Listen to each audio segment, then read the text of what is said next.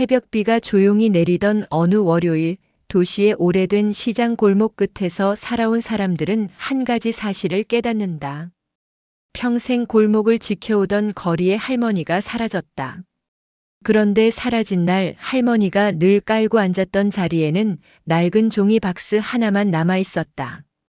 아무 꾸밈도 없고 테이프조차 붙어 있지 않은 평범한 박스. 그러나 누구도 쉽게 손대지 못했다. 늘 할머니와 함께 있던 물건이었기 때문이다.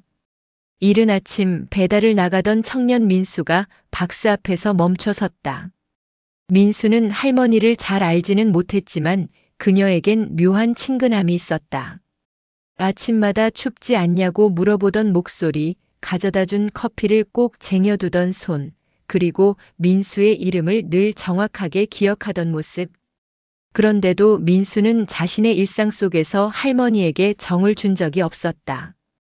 그런데 오늘 텅 빈 골목 앞에 홀로 남은 박스를 보니 폐허처럼 느껴졌다.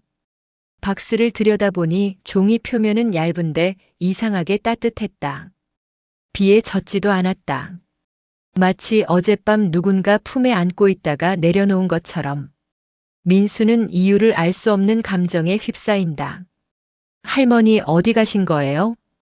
그때 옆 채소 가게 주인 아줌마가 다가와 말한다. 어제 새벽에 구급차가 왔었어. 조용히 아주 조용히 데려가더라. 가족도 없고 연락할 데도 없다니 그냥. 더 이상 말을 잇지 않았다. 민수는 이해할 수 없는 찌릿한 감각을 느꼈다. 할머니는 늘 그 골목 끝에서 무표정하게 앉아 있었지만 사람들의 삶을 조용히 지켜보는 존재 같았다.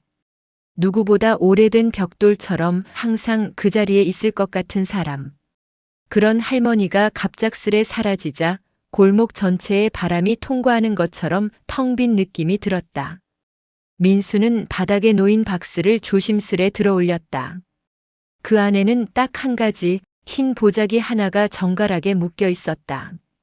그 순간 민수는 이상하게도 손이 떨렸다. 아무것도 아닌 물건인데 왠지 모르게 열면 안 된다는 느낌이 들었다. 그러나 곧 그는 마음을 다잡고 천천히 보자기를 펼쳤다. 보자기 속에는 낡은 코트 한 벌, 그리고 그 안쪽 포켓에서 나온 건 얇은 편지 한 장이었다. 종이는 이미 오래돼 가장자리가 너덜해져 있었고 글씨는 떨리는 손으로 적은 듯 삐뚤삐뚤했다. 편지의 첫 문장을 읽는 순간 민수는 숨을 멈춘다. 민수야, 내 이름을 기억해줘서 고마웠다. 순간 그의 머릿속이 허공처럼 비었다. 왜 내 이름을? 왜 나한테 이런 편지를 남긴 거지? 민수는 편지를 계속 읽어내려갔다. 나는 내가 웃는 모습을 좋아했다.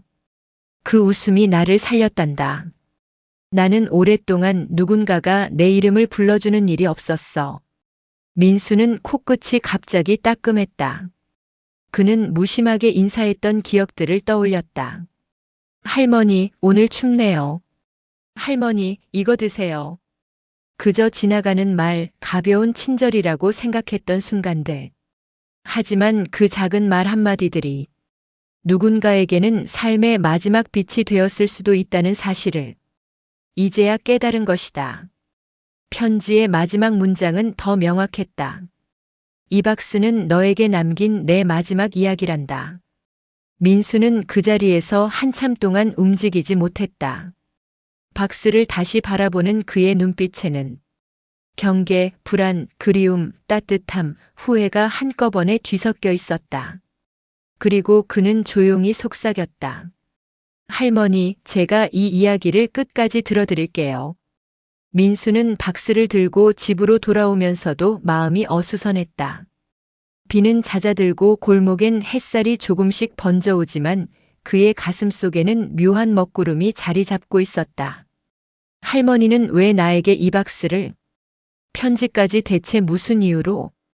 그는 대문을 닫자마자 박스를 식탁 위에 올려놓았다. 박스는 낡았지만 날카로운 기운이 있었다. 마치 아직 열릴 게 남았다고 말하는 것처럼. 민수는 작은 숨을 들이켰다. 그래, 끝까지 들어드린다고 했으니까. 박스를 뒤집어 살피던 그는 바닥에 작게 긁힌 흔적을 발견했다. 마치 누군가 숫자를 세듯 얇고 일정한 간격으로 긁혀 있는 자국. 정확히 9개. 그 순간 머릿속에 스쳐 지나가는 기억 하나.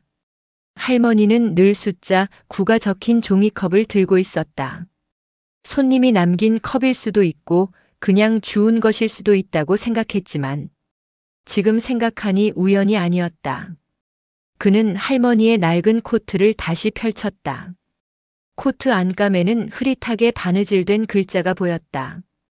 9번에게 주는 선물. 민수는 의자에 털썩 주저앉았다. 그는 겉으론 담담해 보였지만 마음 깊숙한 곳에서 오래된 감정이 끌어올라 불안하게 흔들렸다. 9번. 뭐지? 그때 코트 주머니에서 또 다른 종이 쪽지가 떨어졌다. 시간의 발에 글씨가 거의 지워졌지만 일부는 읽을 수 있었다. 고아원 4번째 방 9번 아이. 민수의 호흡이 순간적으로 굳어졌다. 고아원 4번째 방 9번 아이. 그는 눈을 감고 오래전 기억을 더듬었다. 아득히 먼 시간 속 철문이 덜컹거리던 좁은 복도. 옅은 소독약 냄새. 아무도 이름을 불러주지 않던 시절. 아이들은 번호로 불렸다. 그리고 민수는 자신의 입에서 무의식적으로 흘러나오는 한마디를 들었다. 나 9번이었지. 민수는 자리에서 벌떡 일어났다. 손끝이 저렸다. 왜 할머니가 이걸 알고 있었던 걸까? 어떻게 알고 있었던 걸까? 민수는 답을 찾기 위해 박스를 다시 열었다. 이번엔 박스 바닥을 손으로 눌러보자 작은 딸깍 소리와 함께 바닥판 일부가 살짝 들렸다. 숨겨진 이중 바닥. 두근거림이 커졌다. 그 안에서 나온 건 낡은 파란색 파일 한 권. 바스락거리는 표지엔 종이에 연필로 적힌 글씨. 아이들의 기록. 민수의 손이 떨렸다. 표지를 열자 여러 장의 오래된 서류들이 꽂혀 있었다. 그리고 그 가운데 색이 바래 누렇게 변한 사진 한 장. 한 아이가 담요 위에서 울고 있고 그 옆에 연필로 적힌 문구가 있었다. 9번. 보호자 없음. 생후 5일. 민수는 한동안 사진을 바라보며 말없이 앉아 있었다. 그 아이는 바로 자신이었다. 이 골목에 오기 훨씬 전 누구에게도 돌봄받지 못하고 버려졌던 시절. 그는 자신이 그 시절과 아무 관련 없다고 생각해왔다. 지금의 자신과는 분리된 그냥 잊고 싶은 과거라고. 그런데 왜 할머니가 이 기록을 가지고 있었던 걸까? 파일 뒤쪽에서 또 다른 사진이 나왔다. 이번엔 익숙한 얼굴. 거리의 할머니가 젊은 시절 갓난아이를 안고 있는 모습. 사진 아래엔 단 한 문장이 적혀 있었다. 나에게 맡겨진 아이. 숨이 턱 막히는 느낌. 민수는 그 사진에서 눈을 떼지 못했다. 할머니. 혹시 나를 알고 계셨던? 그때 편지 봉투 안에서 작은 종이 카드가 떨어졌다. 카드 앞면엔 시장 골목 주소. 뒷면엔 몇 글자. 너를 처음 본 날. 민수는 종이를 쥔 손에 힘을 주며 천천히 중얼거렸다. 할머니 설마. 그의 시야가 서서히 흔들렸다. 오래된 기억 속에서 추운 겨울날 골목 구석에서 떨고 있던 어린 자신. 그리고 누군가 낡은 코트를 걸쳐주던 손. 어렴풋한 목소리. 이 아이 누구예요? 몰라요. 그냥 버려진 것 같은데. 그럼 내가 볼게요. 그 기억이 어른거렸다. 눈물인지 비인지 모르게 뺨을 스치는 따뜻한 감각.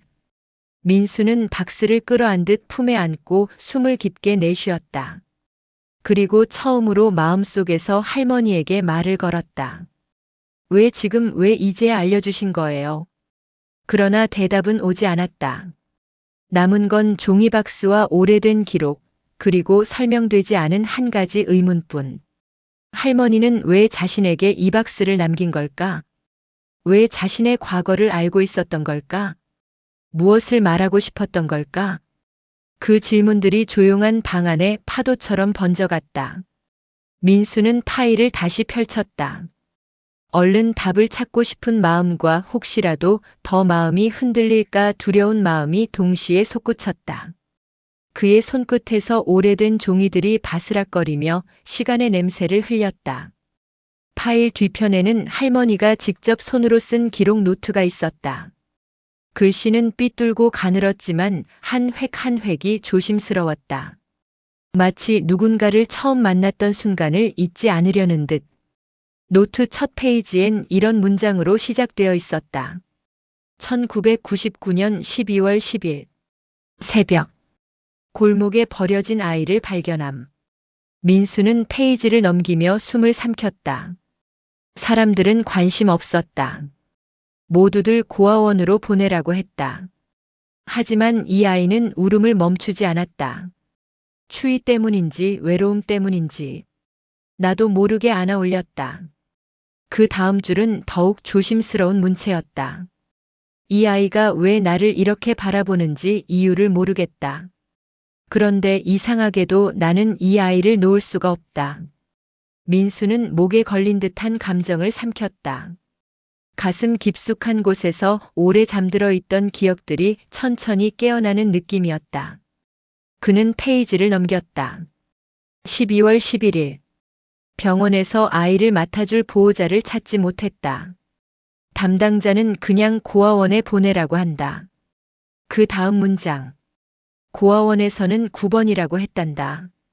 이름이 없으니 번호부터 붙인다 한다. 민수는 노트를 붙잡은 손을 떨었다. 할머니는 계속해서 기록을 남겼다. 아이에게 코트를 덮어주었다. 그런데 작은 손이 내 옷깃을 꼭 쥐었다. 마치 놓지 말라는 것처럼. 내가 여길 떠나면 이 아이도 어딘가로 떠난다 했다.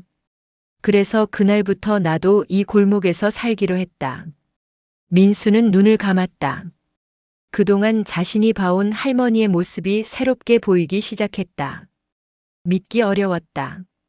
그저 골목에서 폐지를 줍고 길가에서 살아가는 할머니라고만 생각했던 존재.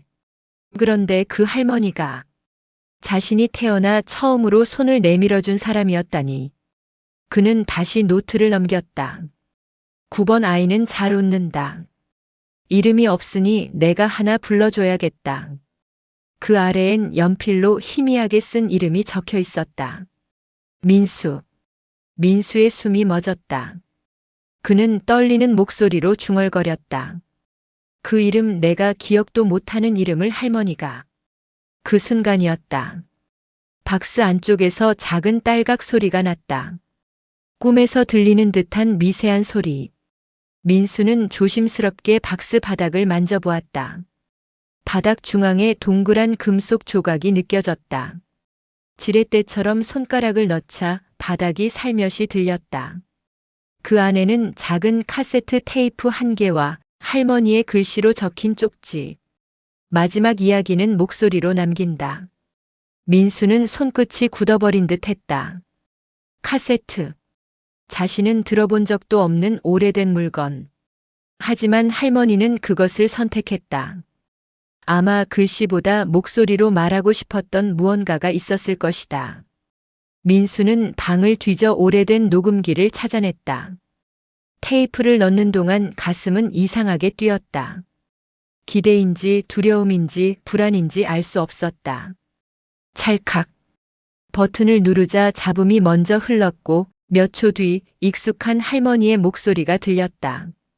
민수야 듣고 있니? 민수는 숨도 쉬지 못한 채 귀를 기울였다. 많이 놀랐지. 그래도 이제는 말해야 한다고 생각했단다. 사람들이 나를 뭐라 불러도 좋다. 노숙자라 해도 불쌍하다 해도 상관없다. 하지만 너만큼은 나를 잊지 않았지. 민수의 눈이 뜨겁게 흔들렸다. 카세트 속 목소리는 조심스럽고 담담했다. 너는 내가 살면서 처음으로 지켜주고 싶었던 아이란다.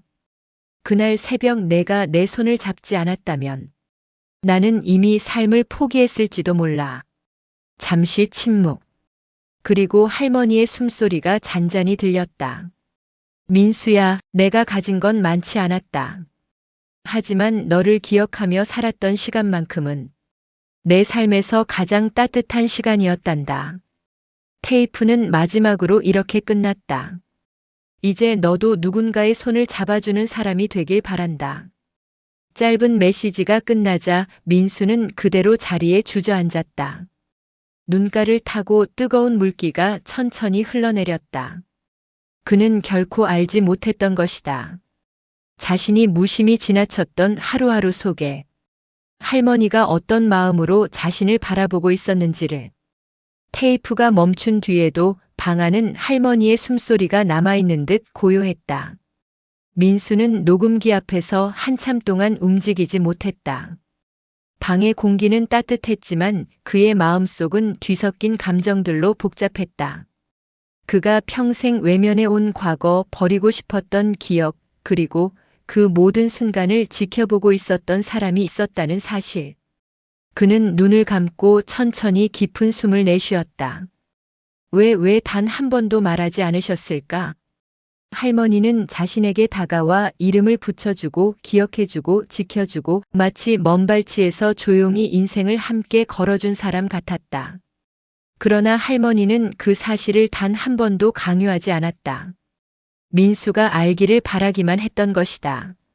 잠시 후 민수는 카세트 뒤쪽에서 떨어진 작은 종이 조각 하나를 발견했다. 뒤늦게 숨겨진 쪽지 같았다. 마지막 열쇠는 시장 골목에서 찾거라. 민수는 심장이 다시 빠르게 뛰기 시작했다. 시장 골목? 그는 급히 겉옷을 챙겨 입고 밤중에 시장 골목으로 달려갔다. 상점들은 모두 문을 닫았고 간판도 전부 불이 꺼져 있었다. 바람이 불며 천막을 흔들 때마다 민수는 오래된 골목이 마치 거대한 숨결을 내쉬는 것처럼 느꼈다. 골목 끝 할머니가 늘 앉아있던 자리. 그곳에는 텅 빈 벽과 젖은 바닥만이 남아있었다. 그러나 민수는 무의식적으로 벽을 손으로 쓸어내렸다. 여기에 뭔가 있을 거야. 그는 벽 아래를 눌러보고 벽돌 사이를 훑고 할머니가 늘 기대어 앉았던 자리를 천천히 살폈다. 그러던 중 발끝에 철판 같은 단단한 감촉이 느껴졌다. 민수는 고개를 숙였다. 바닥의 낡은 돌 사이에 작은 금속 고리가 반쯤 묻혀 있었다. 사람들은 몰랐겠지만 평생 이 골목에 앉아있던 할머니는 어디에 무엇이 있는지 누구보다 잘 알고 있었을 것이다. 민수는 고리를 잡고 천천히 들어 올렸다. 콘크리트 바닥 아래에 숨겨진 작은 공간이 열렸다. 그 안에는 목이 다른 비단 보자기 하나와 오래된 통장 한 권, 그리고 노트 몇 장이 담긴 작은 상자가 있었다. 그는 떨리는 손으로 보자기를 풀었다. 안에는 얇은 금목걸이 하나. 작고 단순한 장식, 누군가가 오래도록 지니고 있었던 것 같은 흔적. 그리고 작은 쪽지. 너에게 줄 유일한 것. 민수는 손끝이 저릿해졌다. 이 목걸이를 할머니가 평생 품에 지니고 있었다는 사실은 그녀가 어떤 마음으로 이 골목을 살아왔는지 말해주고 있었다. 그는 이어서 오래된 통장을 펼쳤다. 잔액은 많지 않았다. 평생 폐지 줍는 일로 모은 돈. 누구에게도 기대지 않고 자신만의 방식으로 모아온 돈. 통장 마지막 장엔 이런 글씨가 적혀 있었다. 민수가 힘들 때 써라. 조심스럽게 모은 거라 많지는 않다. 그래도 너한테는 도움이 되기를. 민수는 손으로 입을 가렸다. 숨을 몰아쉬며 뜨거운 감정이 가슴을 파고들었다. 할머니 대체 왜 이 모든 걸 나한테? 그는 상자 마지막에 있던 노트를 펼쳐들었다. 그 노트에는 할머니가 세월 동안 적어온 민수에 대한 기록이 담겨 있었다. 오늘은 민수가 처음으로 안녕하세요라고 인사했다. 그냥 말 한마디였는데 마음이 따뜻해졌다. 민수가 자라서 시장에서 일을 한다. 힘들어도 늘 성실하다. 저 아이는 잘 될 거다. 오늘 민수가 내게 따뜻한 커피를 줬다. 오랜만에 따뜻한 게 좋았다. 말을 걸어준 것만으로도 고맙다. 살아있다는 느낌이 났다. 이 아이가 웃는다면 나도 조금 더 살아보고 싶다. 민수는 노트를 품에 안은 채 주저앉았다. 아무도 없는 시장 골목, 어둑한 새벽의 냄새, 그리고 마음속에 쌓여있던 벽들이 조용히 무너져 내렸다. 그는 아무에게도 말하지 않았던 외로움, 어린 시절의 상처, 누군가에게 이름 불리는 것의 소중함, 그리고 그 모든 순간을 지켜봐준 사람이 있었다는 사실에 기어이 참았던 눈물이 흘러내렸다. 그는 속삭였다. 할머니, 저 이제 알겠어요. 왜 이 박스를, 왜 이 이야기를 남기셨는지. 그리고 그는 결심했다. 할머니의 이야기를 끝까지 따라가기로. 이 박스가 말하는 마지막 의미까지 전부 들여다보기로. 민수는 비단 보자기, 통장, 노트들을 다시 상자 안에 차곡차곡 넣었다. 그동안 세상 누구도 자신을 기억해주지 않는다고 생각했던 살. 그런데 평생을 조용히 그림자처럼 뒤에서 지켜보고 말 한마디에도 따뜻함을 느끼고 자신의 작은 행동들까지 소중히 기록한 사람이 있었다는 사실이 그를 흔들어 놓았다. 하지만 아직 풀리지 않은 질문이 있었다. 할머니는 왜 자신과의 관계를 끝까지 밝히지 않았던 걸까? 그녀는 왜 골목에서 평생을 살아야만 했을까?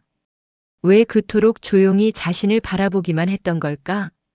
민수는 그 답을 찾기 위해 노트의 마지막 페이지에 적힌 문장을 다시 떠올렸다. 마지막으로 가야 할 곳이 있다. 그는 시장 골목을 나와 할머니가 종종 사라지곤 했던 방향으로 향했다. 골목 깊숙한 곳, 오래전에 문을 닫은 작은 공방. 문은 기울어 있었고 창문에는 먼지가 두껍게 쌓여 있었다. 이상하게도 민수는 이곳이 단순한 폐건물이 아니라는 느낌이 들었다. 그는 천천히 문을 밀어 열었다. 문이 오래된 숨을 내쉬듯 삐걱거렸다. 안은 예상보다 정돈된 공간이었다. 책상 위엔 오래된 재봉틀, 벽에는 할머니가 쓰던 헌 코트들과 남루한 옷가지들이 수북히 걸려 있었다.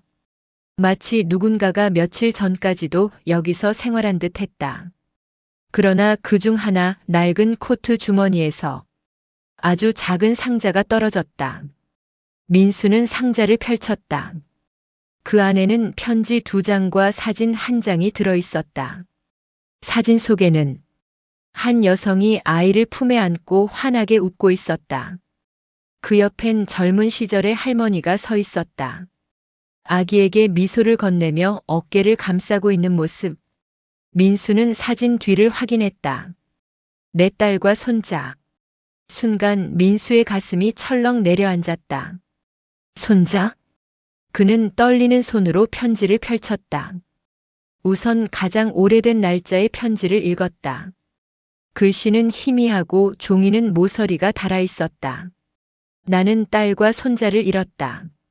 사고였다. 아이가 너무 어려 아무도 양육할 수 없다고 했다. 그래서 손자를 보호시설에 보냈다. 민수는 숨을 멈추었다. 그날 이후 나는 그 아이를 찾아 헤맸다. 매일매일. 하지만 기록은 흐릿했고 사람들은 기억하지 못했다. 다음 문장을 읽는 순간 민수는 입술을 굳게 다물었다. 그러다 골목에서 너를 보았다. 낯익은 눈. 딸과 똑같은 눈. 그 순간 나는 알아보았다. 손이 내려앉을 만큼 무거운 진실이었다. 그는 곧바로 2번째 편지를 펼쳤다. 민수야. 나는 내게 할머니가 아니라 너의 진짜 할머니였다. 민수의 눈이 흔들렸다. 그리고 다시 적힌 문장. 하지만 나는 자격이 없었다. 너를 지키지 못한 죄책감에 내 앞에 서서 내 손자다라고 말할 용기가 없었다. 민수의 가슴이 무너져 내렸다. 그녀는 자신을 버린 사람이 아니라 평생 자신을 찾아 헤매고 그 골목에서 떠나지 못한 사람이었다. 그는 편지 마지막을 읽었다. 그래도 내 곁에 있고 싶었다. 내가 성장하는 걸 보고 싶었다. 내가 웃을 때 나도 살아있는 것 같았단다. 방 안 공기가 눈물처럼 무겁게 내려앉았다. 민수는 사진을 두 손으로 감싸 쥐었다. 할머니는 단 한 번도 자신을 요구한 적 없었다. 오히려 언제나 거리를 두고 조용히 바라볼 뿐이었다. 그녀에게 남아있던 건 자책과 슬픔, 그리고 한 아이를 지켜보고 싶었던 마음뿐이었다. 민수는 천천히 재봉틀 위를 바라보았다. 그곳에는 할머니가 만들다 만 듯한 작은 아동용 파란색 조끼가 올려져 있었다. 마치 언젠가 손자에게 입히려고 했던 것처럼 그는 그 조끼를 살며시 손에 올렸다. 옷은 오래돼 희미한 냄새를 풍겼지만 스치기만 해도 할머니의 체온이 전해지는 듯 했다. 이제서야 이해할 수 있었다. 할머니가 왜 골목을 떠나지 않았는지, 왜 자신에게 사소한 것까지 기억해 두었는지, 왜 마지막까지 이름을 부르고 싶어 했는지. 그녀는 자신이 버린 것이 아니라 잃어버렸던 가족을 다시 만난 것이었다. 그리고 민수는 그 사실을 이제야 알게 된 자신을 탓하지 않았다. 할머니는 알아달라고 강요한 적 없었기 때문이다. 그녀는 그저 곁에서 기다리고 있었다. 기억해주기만을. 공방의 문을 닫고 나온 민수는 한동안 그대로 서 있었다. 겨울밤의 공기는 차갑고 투명했지만 그의 마음속에서는 오래 잠들어 있던 기억과 감정들이 눈처럼 조용히 내려앉고 있었다. 할머니가 남긴 이야기는 이제 거의 완성되었지만 아직 마지막 퍼즐이 남아 있었다. 왜 나를 만나고도 손자라고 밝히지 않으셨을까? 왜 그렇게 멀리서 지켜보기만 하셨을까? 민수는 그 답을 찾아야 했다. 그 답을 찾지 않으면 이 모든 이야기는 반쪽으로 끝나는 느낌이었다. 그는 노트 마지막 페이지에서 마지막 열쇠는 그날을 기억하는 사람에게 있다. 라고 적힌 문장을 떠올렸다. 그날 무엇을 뜻하는 걸까? 생각은 오래 걸리지 않았다. 자신이 고아원에서 처음 시장 골목으로 흘러들어왔던 그날. 그때 사람들과 나눈 짧은 접촉들. 누군가가 그 일을 저 멀리서 지켜봤을 가능성. 민수는 시장 골목으로 다시 걸어갔다. 골목의 입구 작은 신문 가판대를 지키는 노신사가 있었다. 그는 30년 넘게 이 자리를 지킨 사람. 민수는 그에게 다가가 조심스럽게 물었다. 할아버지 혹시 저 기억하세요? 노신사는 잠시 민수를 바라보더니 아련하게 미소를 지었다. 그럼 내가 처음 여기 왔을 때 눈물 범벅이 된 얼굴로 서 있던 거 기억나지? 민수의 심장이 크게 흔들렸다. 그때 주변에 혹시 다른 사람도 있었나요? 저를 유심히 보던 사람이라든지. 노신사는 살짝 고개를 끄덕였다. 있었지. 저기 골목 끝에 늘 앉아있던 할머니. 그날 유난히 널 오래 바라보더구나. 마치 잃어버린 사람을 다시 찾은 것처럼. 민수의 숨이 약간 멎었다. 노신사는 담담하게 말을 이었다. 그날 내가 울음을 멈추지 않자 할머니가 천천히 다가왔지. 그러더니 조심스럽게 내게 코트를 덮어주더구나. 민수의 눈이 크게 흔들렸다. 그리고 사람들이 말렸어. 저 아이는 보호시설로 가야 한다고. 당신이 키울 수 있는 처지가 아니다라고. 그런데도 할머니는 끝까지 널 놓지 않더구나. 민수는 겨우 물었다. 그때 왜 데려가지 않으셨을까요? 노신사는 잠시 말을 멈추고 천천히 하늘을 올려다보았다. 할머니가 그러시더군. 내가 키울 수 없는 처지다. 하지만 이 아이가 너무 작아서 손에서 놓을 수가 없다. 그리고 노신사는 덧붙였다. 그래서 그분은 내가 자라기까지 멀리서라도 지켜보기로 마음먹은 것 같더라. 가까이 가면 오히려 내 미래에 방해가 될까봐. 하지만 너를 사랑하지 않은 날은 없던 것 같더구나. 민수의 입술이 떨렸다. 그녀는 자신의 죄책감 때문에 그리고 사회적 처지 때문에 직접 손자를 키울 순 없었다. 하지만 놓을 수도 없었다. 그래서 평생을 골목에서 살며 지켜보고 작은 인사에도 행복해하고 커피 한 잔에도 눈물을 삼켰다. 민수는 갑자기 떠올랐다. 자신이 학창시절 시장 골목에서 아르바이트할 때 멀찍이서 자신을 보던 어떤 시선. 길에서 다칠 뻔했을 때 등 뒤에서 들리던 미세한 발소리. 갑자기 감기 걸렸을 때 문 앞에 놓여있던 따뜻한 호박죽. 그 모든 게 할머니였을지도 모른다. 민수의 눈가가 뜨겁게 젖어들었다. 노신사는 조용히 말했다. 그분은 내가 잘 자라는 걸 보는 게 하루하루 사는 이유였어. 민수는 긴 숨을 삼켰다. 이제 그는 확신할 수 있었다. 할머니는 손자라는 사실을 밝히고 싶었지만 자격이 없다고 생각했다. 그러나 포기할 수도 없었다. 그래서 자신의 방식대로 아무도 모르게 한 사람의 삶을 지켜준 것이다. 그는 시장 골목을 천천히 걸어나갔다. 발걸음은 무겁고도 가벼웠다. 할머니가 남긴 사랑의 무게를 알게 된 덕분에 골목 끝에서 바람이 불어왔다. 그 바람에 마치 할머니의 목소리가 실려오는 듯 했다. 민수야, 너는 잘 자랐단다. 민수는 조용히 눈을 감았다. 그리고 마음속으로 대답했다. 할머니, 이제 제가 당신을 기억할게요. 당신의 이름도 마음도 제가 살아가는 동안 절대 잊지 않을게요. 다음 날 아침 민수는 일찍 집에서 나섰다. 밤새 잠을 거의 이루지 못했지만 마음속에는 이상하리만큼 단단한 평온이 자리하고 있었다. 그는 이제 할머니의 마지막 흔적을 정리하고 그녀가 평생 자신에게 전하려 했던 마음을 완성해야 했다. 민수는 가장 먼저 시장 골목으로 향했다. 그가 다가가자 골목 상인들이 조용히 말했다.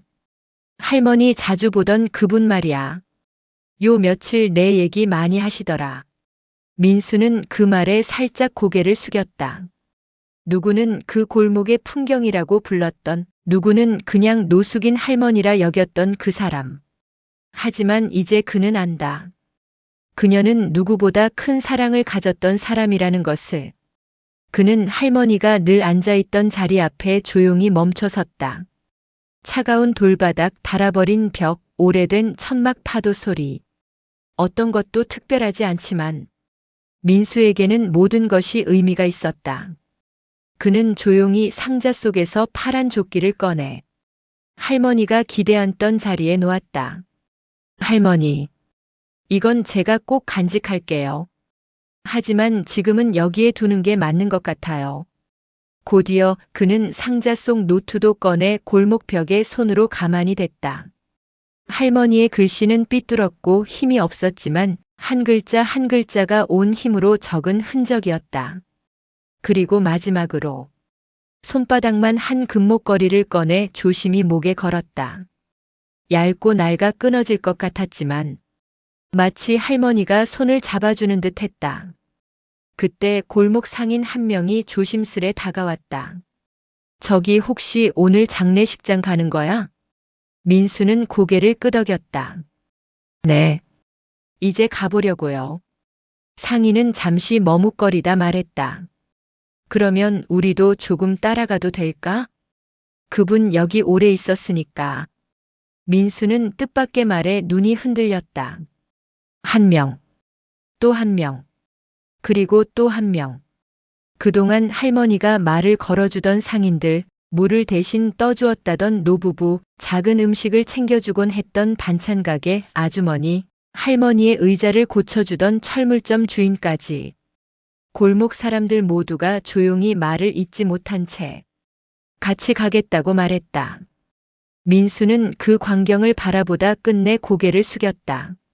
할머니는 홀로 살아온 것이 아니었다. 그녀는 이 골목의 모든 사람들에게 그리고 자신에게 작고 깊은 관계를 남기고 떠났던 것이다.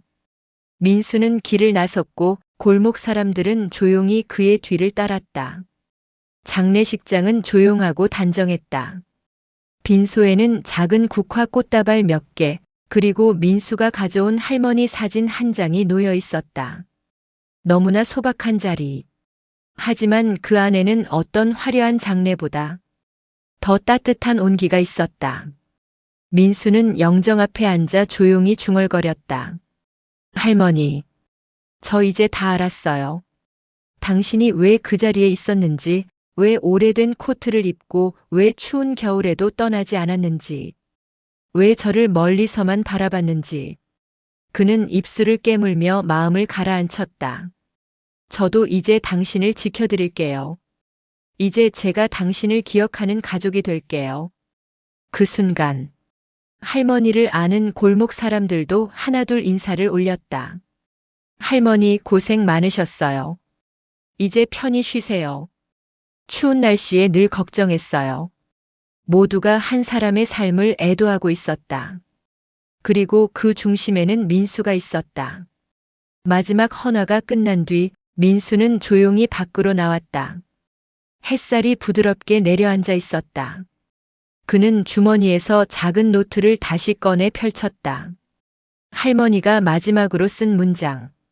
민수가 웃으면 나는 그걸로 하루가 행복했다.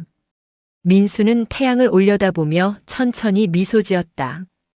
따뜻하고 슬프고 감사한 미소. 할머니, 저 웃고 있어요.